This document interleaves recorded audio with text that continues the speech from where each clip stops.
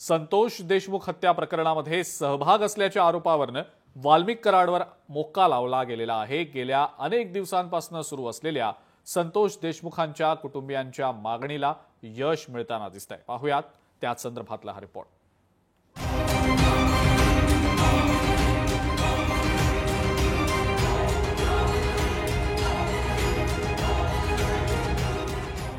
SIT घेणार वाल्मिक कराडचा ताबा, वाल्मिक कराडवर मकोका लावला, वाल्मिक हत्येच्या कटात सहभागी।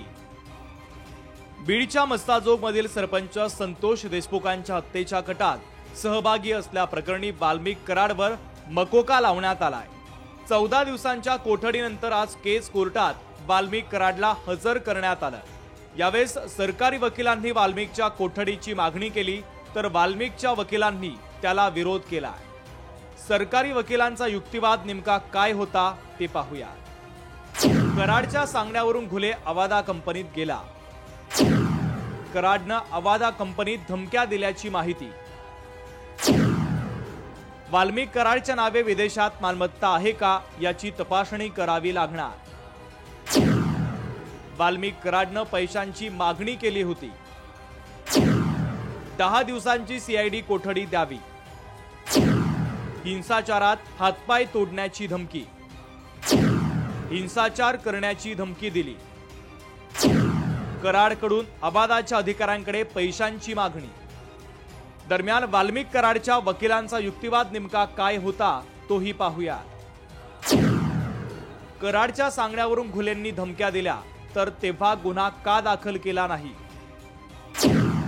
मुद्देमाल आणि संपत्तीच्या तपासणीला कोठडीची गरज नाही।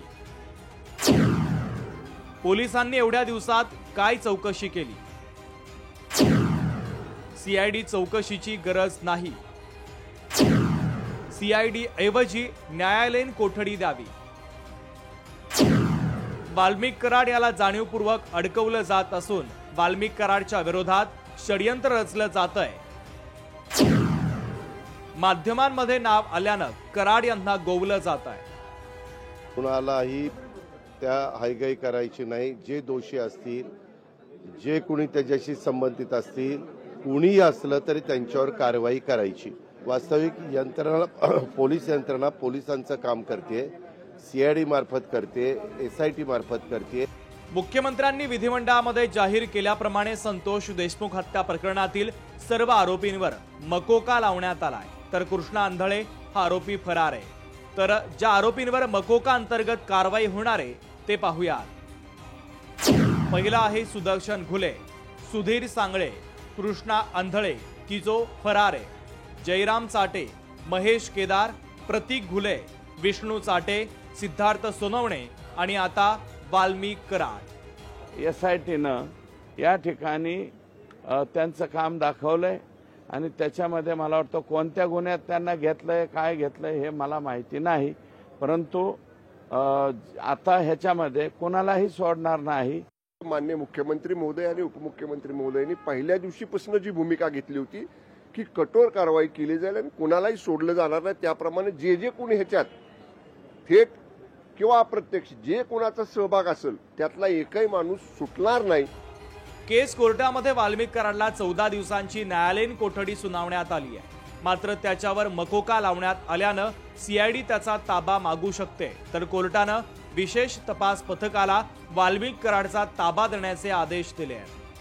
मकोका लावल्याने काय त्यांचा तसंही या आतापर्यंत जो तपास आतापर्यंत आलेला आहे त्या तपासामध्ये त्यांनी सांगितलं की आम्हाला दुसऱ्या गुन्ह्यामध्ये त्यांना तपास करायचा आहे, पण कुठेही तपासामध्ये वाल्मिक कराड यांचा सहभाग आलेला नाही। वाल्मिक कराड यांना खंडणीच्या गुन्ह्यामध्ये मुक्का लावलेला आहे। खरं तर आतापर्यंत त्यांना खुनाच्या आरोपाखाली अटक होऊन त्यांना मुक्का लावायला पाहिजे होतं। पोलीस यंत्रणेला जे काही गुन्हेगार सापडले असतील त्यांच्यावर मोकोका लावायला पाहिजे अशी सर्वांची मागणी पण होती आणि मागणीपेक्षा पोलीस यंत्रणेला जे काही तपासात सापडतं त्याप्रमाणे पोलीस यंत्रणा कारवाई करत असते, त्याप्रमाणे पोलिसांनी हे घेतलेले एक पाऊल आहे।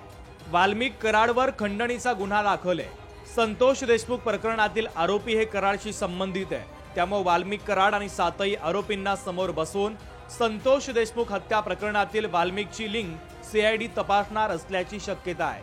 त्यामुळे आता संतोष देशमुख हत्या प्रकरणात पुढे काय होणार हे फार महत्त्वाचं आहे. विकास माने, लोकशाही मराठी, बीड.